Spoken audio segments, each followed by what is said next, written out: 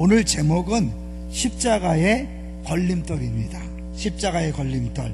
우리 11절을 한번 다시 보시죠. 11절에 보시면 같이 다시 한번 읽어볼게요. 시작. 형제들아, 내가 지금까지 할례를 전한다면 어찌하여 지금까지 박해를 받으리요? 그리하였으면 십자가의 걸림돌이 제거되었으리니. 바울은 뭘 전했죠? 바울은 십자가의 돌을 전했습니다. 그런데 이제 그 갈라디아 교인들을 이렇게 미혹하는 자들이 바울도 할례를 전한다 라고 했기 때문에 바울이 아니다, 나는 할례를 전하지 않는다, 나는 십자가를 전한다. 전한다는 단어 속에서 굉장히 그 중요한 의미가 있는 거죠. 한번 우리 성경을 찾아볼 텐데요. 고린도전서 1장 17절, 고린도전서 1장 17절을 보시죠. 그 옆이니까요. 고린도전서 1장 17절.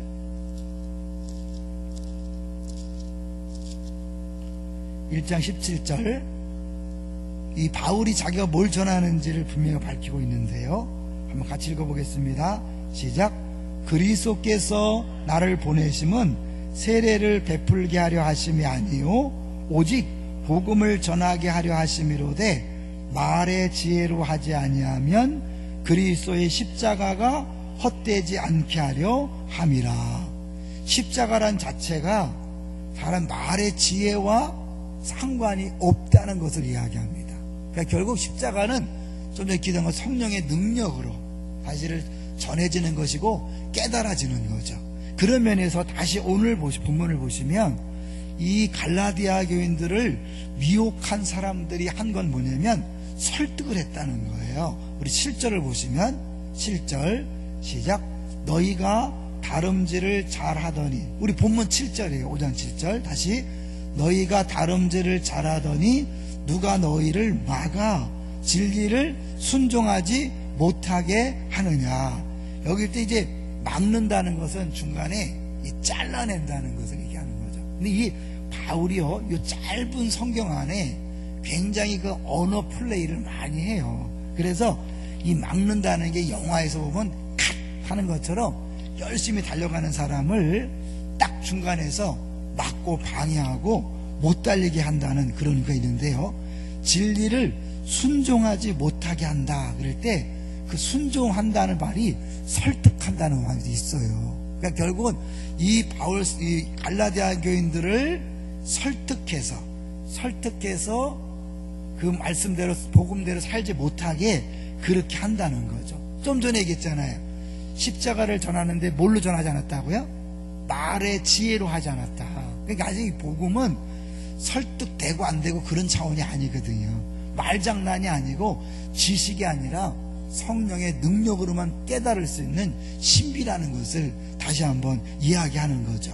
그런데요, 이 오늘 본문이요, 1장의 내용과 딱 그렇게 패턴이 비슷해요. 자, 1장 6절부터 9절 한번 가볼래요? 1장 6절부터 9절까지. 그러니까 결국은 이 내용은 바울이 계속해서 반복적으로 얘기하고 있는 내용임을 알 수 있는데요. 1장 6절하고 6절부터 9절까지 하고 오늘 7절부터 15장 70절이 같은 패턴이에요. 한번 볼게요. 먼저 6절, 1장 6절을 보세요. 1장 6절을 보시면 그리스도의 은혜로 너희를 부르신 이를 이같이 속히 떠나 그랬죠. 다시 이렇게 손가락으로 잡고요, 5장 8절로 가보세요. 5장 8절 이렇게 같이 잡으셔야 돼요. 8절 시작. 그 권면은 너희를 부르신 이에게서 난 것이 아니니라. 부르신 이라는 공통점이 있죠. 그 다음에 몇몇이라는 표현이 있어요. 거기 속히 떠나 다른 복음을 따르는 것을 이상하게 여기노라. 그리고 나서 7절을 보시면 1장 7절 시작. 다른 복음은 없나니 다만 어떤 사람들이 너희를 교란하여 그리스도의 복음을 변하게 하려 함이라. 어떤 사람들이었죠. 다시 딱 넘어가 보면요, 5장 9절을 보시면 그 어떤 사람들이 어떤 역할을 했냐면 9절이에요. 9절 5장 9절 시작. 적은 누룩이 온 덩이에 퍼지느니라. 이게 왜 이렇게 하냐면 이 오늘 본문을 이해하는데 1장의 내용들이 도움을 준다는 거죠. 또 이제 볼까요? 저주에 대한 얘기를 하죠. 1장 7절부터 8절까지 보면, 8절에 보시면 이렇게 다른 복음을 전하는 사람들에게 저주를 선포하는데요. 한번 읽어보겠습니다. 8절 시작. 그러나 우리나 혹은 하늘로부터 온 천사라도 우리가 너희에게 전한 복음 외에 다른 복음을 전하면 저주를 받을지어다. 저주를 얘기했는데 다시 오늘 보면 10절을 가보세요. 10절 시작. 나는 너희가 아무 다른 마음을 품지 아니할 줄을 주 안에서 확신하노라. 그러나 너희를 요동하게 하는 자는 반드시 뭐예요? 심판을 받으리라. 반드시 심판을 받을 것을 이야기하죠. 이제 하나만 더 보면요, 결국 7절, 1장 7절에서 이 바울이 전한 복음이 뭐였냐를 보여주고 있어요. 자, 1장 7절 시작. 다른 복음은 없나니 다만 어떤 사람들이 너희를 교란하여 그리스도의 복음을 변하게 하려 함이라.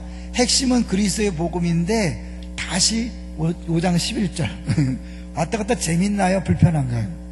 재밌죠? 5장 11절 시작. 형제들아, 내가 지금까지 할례를 정한다면 어찌하여 지금까지 박해를 받으리요? 그리하였으면 십자가의 걸림돌이 제거되었나니. 그러니까 그리스도의 복음과 십자가의 걸림돌이 한 짝을 이룬단 말이에요. 그러니까 그리스도의 복음이란 것은 다른 말로 뭐냐면 다른 사람에게는 그것이 걸림돌로 작용한다는 거예요. 누구에게요? 특별히 유대인에게, 또 헬라인에게도 그렇지만 특별히 유대인들에게 걸림돌이 되는 거죠. 왜 그럴까요? 오늘은 길게 하지 않을 텐데요, 왜 유대인들에게는 십자가가 걸림돌일까요? 그 부분을 집중적으로 해보려고 해요. 왜 유대인들에게는 십자가가 걸림돌일까? 십자가, 유대인들이 볼 때는 이 십자가는 자기들에게 너무 수치스럽고 자기들의 모든 것들을 다 무시하는 것처럼 보이거든요. 왜냐하면 유대인들의 대표적인 주장이 할례를 받아야 된다는 건데, 지금 오늘 본문에도 보면 이 할례라는 건 뭐예요? 자격이잖아요. 자기들의 자격으로 자기는 구원받을 수 있다고 얘기하는데, 십자가는 뭐예요? 우리에게 자격이 전혀 없다는 거예요. 자격 없는 우리가 주 앞에 나갈 때제 자격 없는. 그래서 결국은 뭐냐면 다 은혜라는 거거든요. 그러니까 이 유대인들이 볼 때는 이 십자가가 정말 마음에 안 들고, 이 십자가 때문에 이 오히려 예수를 믿을 수 없게 만드는 거죠. 차라리 그들에게는 십자가도 전하지만 할례도 전한다면 문제가 없을 거라 생각하는 거죠. 그런데 만약에 십자가도 전하고 할례도 전한다면 그거는 진정한 복음이 아니고, 이 할례를 인정했을 때 결국 뭐냐면 모든 율법을 다 인정하는 문을 열게 되는 거죠. 그러니까 이 할례를 전하는 것과 십자가를 전하는 것은 절대로 같이 있을 수 없는, 양립할 수 없는 거라는 거죠. 그러니까 우리 이번 제수럴 때 계속 얘기했지만, 이 십자가를 강조하고 십자가를 바라보고 십자가를 붙든다는 것은 결국 내가 철저하게 자격이 없기 때문에 뭐예요? 자랑하지 않는다는 거죠. 우리 안에 자랑이 있다는 것은 다시 뭐예요? 이 할례와 같은 것을 주장하는 것 같으니까. 그러니까 지금 우리는 지금 할례를 얘기하지 않지만 우리 삶 속에서 뭔가 자랑거리가 있고 다른 사람보다 내가 낫다고 생각한다면 그 당시 갈라디아 교인들을 유혹했던 거짓 교사들과 다를 바가 없다는 거예요. 자, 그러면 그런 사람들에 대하여 바울이 뭐라고 말합니까? 어마어마한 얘기를 해요. 오늘 본문을 보세요. 바울이 그런 사람에게 뭐라고 말합니까? 11절 보세요. 11절 시작. 아니 10절이죠. 10절 시작. 나는 너희가 아무 다른 마음을 품지 아니할 줄을 주 안에서 확신하노라. 그러나 너희를 요동하게 하는 자는 누구든지 심판을 받으리라. 심판받을 걸 얘기한단 말이에요. 그러면 우리 중에 사실은 이렇게요, 자랑하면서 이 부분을 만약에 주변 사람들을 가르친다면, 그러면 그 사람은 어때요? 심판의 대상이 되는 거죠. 더 놀라운 것은 12절이에요. 아주 이 바울이 굉장히 심한 말을 하는데요. 12절 시작. 너희를 어지럽게 하는 자들은 스스로 베어버리기를 원하노라. 무슨 말 같아요, 여러분? 언어 유희를 많이 한다 그랬죠? 스스로 베어버린다. 계속 무슨 얘기? 할례는 뭐예요? 자르는 거잖아요. 베는 거죠. 뭘 베는 거예요? 남자의 성기의 끝을 자르는 거잖아요, 할례가. 그런데 이 자른 거 연결해서 뭐야? 스스로 베어버리고 원한다. 좀 표현이 그렇지만 차라리 니네 자르는 거 강조하면 다 잘라버려라. 그거 너무 끔찍하죠? 예? 그냥 니네 뭐 조금 자르지 말고 완전 통째로 잘라버려. 이게 우리가 좀 표현하기도 어려운, 그렇게 쓰는 거예요. 그러니까 이 바울이 그 할례를 강조하면서 갈라디아 교인들을 복음에서 떠나게 하는 것에 대하여 얼마나 분노하고 얼마나 그분의 열을 내는가를 보여주는 거죠. 정말 교회를 사랑하기 때문에, 그 성도들을 사랑하기 때문에, 예수님 피로 값주고 사신 성도들에 대한 잘못된 길로 인도하는 것에 대하여 바울이 견딜 수 없어서 저렇게 엄청난 표현을 쓰고 있는 거예요. 그럼에도 불구하고 우리가 만약에 지금도요, 뭔가 자랑거리를 가지고 주 앞에 나온다면, 그리고 다른 성도에게 그것을 자랑한다면, 바울에게 있어서 저렇게 심한 말을 들은 그 사람들처럼 우리 똑같은 사람이 되는 거죠. 절대로 자랑하지 마시기를 주의 이름으로 부탁드립니다. 근데 우리 끊임없이 자랑거리가 생기죠. 이런 얘기가 있더라고요. 여러분, 십자가의 고통이요, 단순히 그 쉽게 해서 예수님이 고민한 것이 손발에 못 박히고 가시면류관 쓰시고 그리고 피 흘리시는 이 육체적인 고통 때문에 예수님이 고민하시고 할 수만 있거든 이 잔을 내게서 옮기시옵소서라고 기도했을까요? 아니죠. 왜냐하면 사실은 예수 믿기 때문에 예수님처럼 십자가에 못 박혀 죽는 사람도 많았고, 심지어 거꾸로 못 박혀 죽었고 화형을 당하고 더 극심한 고난을 당해서 어쩌면 예수님보다 더 고난당한 사람들이 있습니까, 없습니까? 있죠. 근데 그분들은 다 뭐예요? 찬양하면서 죽었거든요. 웃으면서 감사하면서 죽었단 말이에요. 그러면 예수님이 단순히 이런 육체적인 고통 때문에 할 수만 있거든 이 잔을 내게서 옮기시옵소서라고 그렇게 기도했다면 예수님이 얼마나 우스운 존재예요. 이게 아니라는 거죠. 더 큰 게 뭘까요? 갈라디아에서 계속 얘기하는 것처럼 뭐예요? 저주죠. 저주. 이 저주는 어디에 나오는 겁니까? 우리 신명기 잠깐 볼까요? 신명기. 오늘은 여러분이 우리 지난 못 봤지만 신명기에 나오는 그 어마어마한 저주를 예수님이 다 담당하셨기 때문에 그분이 할 수만 있거든 이 잔을 옮겨달라고 한 거예요. 자, 신명기 27장에 보면 한쪽은 축복을 선포하고 한쪽은 저주를 선포하는 건데요. 자, 27장 구약성경 302쪽 27장 11절부터 볼까요? 11절부터 시작.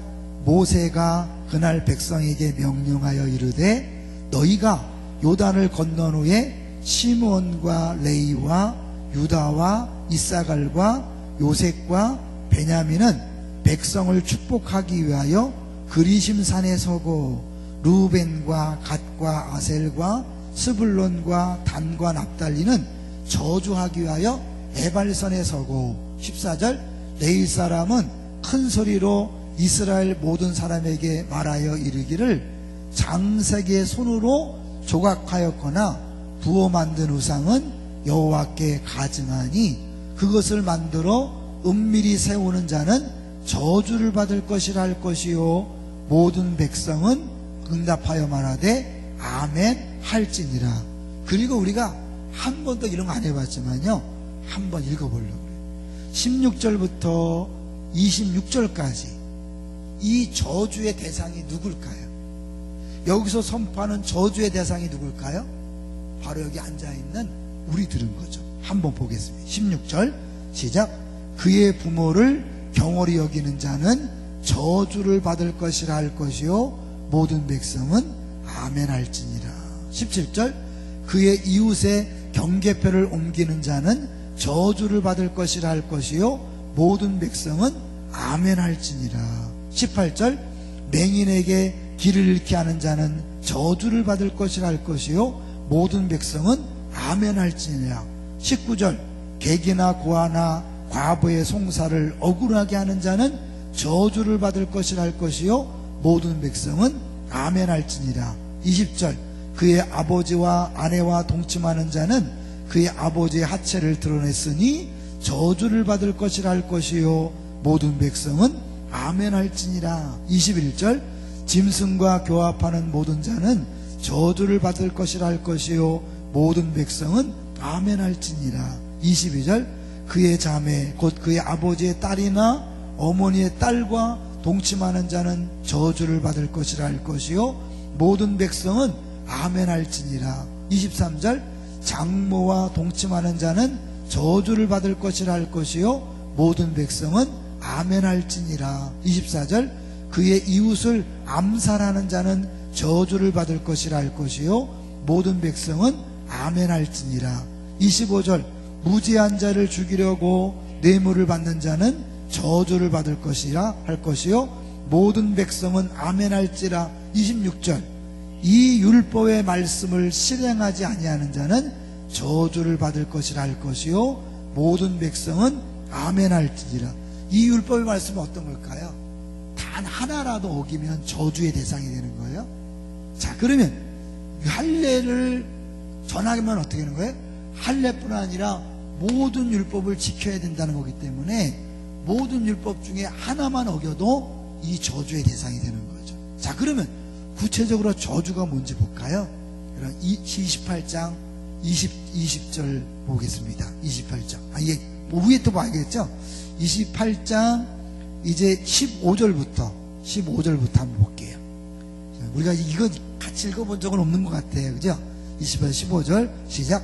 내가 만일 내 하나님 여호와의 말씀을 순종하지 아니하여 내가 오늘 내게 명령하는 그의 모든 명령과 규례를 지켜 행하지 아니하면 이 모든 저주가 내게 임하여 내게 이를 것이니. 16절 내가 성읍에서도 저주를 받으며 들에서도 저주를 받을 것이요. 17절 또 내 광주리와 떡반죽 그릇이 저주를 받을 것이요. 18절 내 몸의 소생과 내 토지의 소산과 내 소와 양의 새끼가 저주를 받을 것이며 내가 들어와도 저주를 받고 나가도 저주를 받으리라. 끔찍하죠. 그러나 20절 끝이 아니에요. 20절 계세요. 내가 악을 행하여 그를 잊음으로 내 손으로 하는 모든 일에 여호와께서 저주와 혼란과 책망을 내리사 망하며 속히 파멸하게 하실 것이며. 21절 여호와께서 내 몸에 연병이 들게 하사 내가 들어가 차지할 땅에서 마침내 너를 멸하실 것이며. 22절 여호와께서 폐병과 열병과 염증과 학질과 한재와 풍재와 썩는 재앙으로 너를 치시리니 이 재앙들이 너를 따라서 너를 진멸하게 할 것이라. 23절 내 머리 위에 하늘은 놋이 되고 내 아래의 땅은 철이 될 것이며. 24절 여호와께서 비 대신에 티끌과 모래를 내 땅에 내리시리니 그것들이 하늘에서 내 위에 내려 마침내 너를 멸하리라. 여기서 끝인가요? 아니에요. 어디까지 문제요? 자그마치 68절까지 계속 저주를 선포해요. 이 저주가 율법을 지키지 않는 사람들에게 해당되는 거예요. 그런데 우리가 이 저주를 받아야 될 마땅한 백성인데 어떡하죠? 예수님이 십자가에 달려 죽으심으로 나무에 달린 자로서 저주받아 죽으심으로 우리에게는 저주가 해당되지 않는 줄로 믿습니다. 이 엄청난 복음인데 자꾸 이 얘기를 한다면 어떻게 하는 거예요? 다시 그 저주받은 백성으로 돌아가는 안타까운 상황인 거죠. 그러니까 이 바울이 이걸 알기 때문에 말도 안 된다, 어떻게 할례를 전한다 하느냐. 그래서 할례가 아니라 십자가를 전한다. 그리고 만약에 내가 할례를 전했다면 유대인들에게 십자가의 걸림돌은 사라졌을 것이다. 왜요? 그들이 이 할례를 전하지 않고 십자가를 전하기 때문에 그들이 주 앞에 나오지 못하도록 그게 방해거리가 됐는데, 걸림돌이 됐는데, 만약 내가 할례를 전했다면 그건 없어졌을 것이다. 근데 같이 전할 수 있는 거예요, 없는 거예요? 없죠. 우리가 못하기 때문에 예수님이 모든 저주를 다 짊어지고 죽으심으로 말미암아 우리에게는 저주는 사라지고, 이 저주받아 마땅한 백성이 살아있는 것보다 더 감사한데 뭐예요? 하나님의 자녀가 됐으니 모든 것이 주의 은혜입니다. 할렐루야. 이것이 명확하게 이해될 때 지금 내게 주어진 것이 얼마나 큰 복이고 얼마나 큰 은혜인가를 알게 되는 것이고, 걸어가도 은혜요, 앉아도 은혜요, 서도 은혜요, 부유해도 은혜요, 가난해도 은혜요, 건강해도 은혜요, 병들어도 은혜인 줄로 믿습니다. 우리가 이 사실이 명확하지 않기 때문에 자꾸 거꾸로 많이도 가게 하는, 이건 굉장히 무서운 거예요. 우리가 자랑하고 행위를 이야기하는 순간, 하나님 앞에 행위와 조건으로 나오는 순간 나는 뭐예요? 여기 말하는 어마어마한 저주의 대상이 되는 거예요. 그런데 내가 이 모든 걸 다 버리고 오늘 십자가만 붙잡고 보혈만 붙잡을 때 나는 더 이상 저주와 상관없고 축복의 주인공이 됐을 뿐만 아니라 내 삶의 모든 것이 다 은혜임을 누리며 경험하며 그것을 생각하고 느끼며 살아가게 되는 줄로 믿습니다. 그러면 갈라디아 교인들이 쉽게 넘어간 것처럼 우리들도 넘어갈 수 있을까 없을까요? 있죠. 그러니까 우리들이 왜 신앙생활에 행복하지 않는가, 만족하지 않는가, 풍성함이 없는가? 한마디로 뭐예요? 은혜가 떨어진 거죠. 우리말 은혜가 떨어진 거죠. 왜 은혜가 떨어졌어요? 나도 모르게 싹 자랑하는 게 들어왔기 때문에, 나도 모르게 이 할례, 말은 할례를 얘기하지 않지만 내 안에 하나님 앞에 뭔가 공로의식을 가지고 자랑거리를 가지고, 그래서 다른 사람과 비교하는 뭔가, 나는 그래도 이 정도 기도하는 사람인데, 이 정도 봉사하는 사람인데, 이렇게 주 앞에 헌신한 사람인데 라고 하는 순간 사실 이미 주어진 그 풍성한 은혜의 복을 못 누리고 나도 모르게 어떻게 해요? 마음속에 두려움과 염려와 근심이 스물스물 올라오는 거죠. 이해되세요? 이거는 구원 받았다 안 받았다고 상관없는 거라 그랬죠? 이미 구원 받은 거예요. 근데 우리가 또다시 행위와 조건으로 가는 순간 이거는 사라지는 것이고, 이걸 버리고 이걸 붙드는 순간 내게 주어진 그 어마어마한 은혜가 새롭게 느껴지므로요, 다시 정신 번쩍 따서, 그래, 이 남편하고 사는 것도 은혜고, 그래? 이 아내와 사는 것도 은혜고, 속 썩이는 애들도 은혜고, 힘들게 하는 부모도 은혜고, 내 직장도 은혜고, 사업장도 은혜고, 다 은혜라고 고백하며 살아가는 줄로 믿습니다. 그럴 때 우리가 찬양할 때 정말 사는 모든 순간이 은혜라는 고백이 진짜 내 고백이 되는 거죠. 여러분, 계속해서 내 안에서 자랑거리가 생기고 공로의식이 생기고 뭔가 드러내고 싶은 게 있을 때마다 저주를 생각하세요. 여러분이 뭔가 자랑거리가 생기는 순간 저주의 대상인데, 잊어버릴 만하면 한번 28장을 펴놓고 계속 읽으세요. 그리고 이 끔찍한 저주를 예수님이 담당하셨다. 할렐루야. 여러분, 이 저주를 안 받고 축복받았다는 자체가 얼마나 커요. 그리고 이 모든 것들은 다 축복의 하나의 부분인 거잖아요. 그러니까 여러분, 우리는 모르지만 지금 이 모든 것들이 하나님께서 복으로 주신 것을 알고 감사할 때 그 사람이 행복하겠습니까? 불행하겠습니까? 행복하죠, 여러분. 행복. 그리고 쉽게 해서 더 하면 내가 아무리 불평 원망한다고 다른 게 주어질까요? 아니, 지금 이렇게 주어진 것이 하나님 날 사랑하기 때문에 가장 적당하고 합당을 줬기 때문에 내가 아무리 불평하고 원망해 다른 게 안 와요. 다른 게 올 거라면 미리 주셨겠죠. 할렐루야. 그렇죠? 그러니까 지금 주어진 것이 복으로 알고 은혜로 알고 감사하는 삶이 최고 행복의 비밀입니다. 믿습니까? 근데 사람들은 내가 막 불평하고 원망하고 기도하고 소리 지르면 더 좋은 게 올지 알아요. 아니에요. 올 게 있다면 미리 주셨죠. 있는 대로 감사하세요. 자, 옆 사람 한번 보실까요?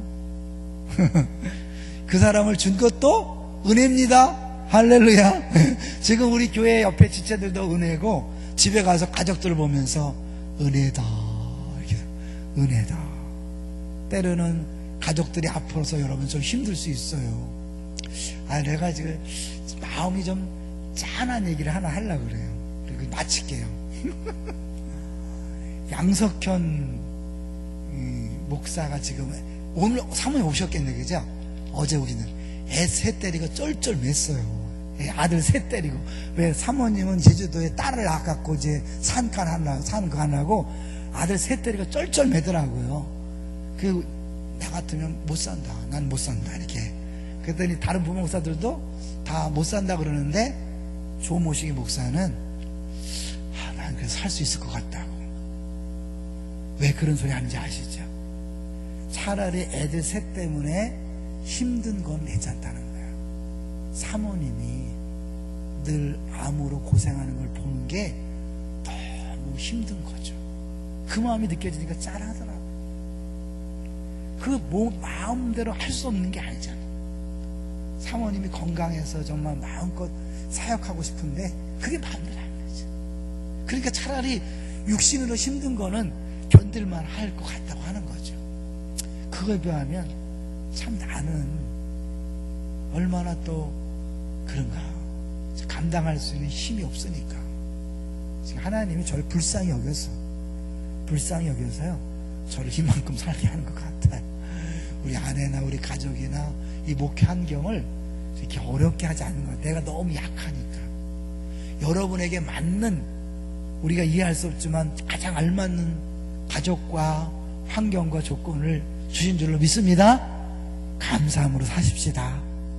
기뻐하며 사십시다.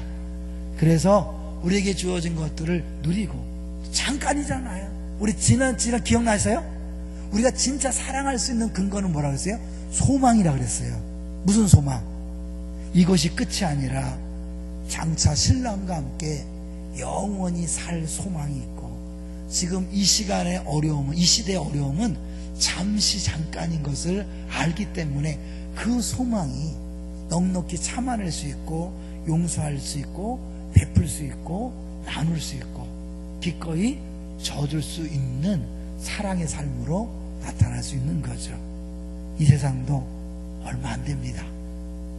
징징대다가 끝나지 마시고 감사하면서 기뻐하면서 이 땅에서만 누릴 수 있는 그 고난도 기꺼이 즐기면서 살게 되시기를 주의 이름으로 축원합니다.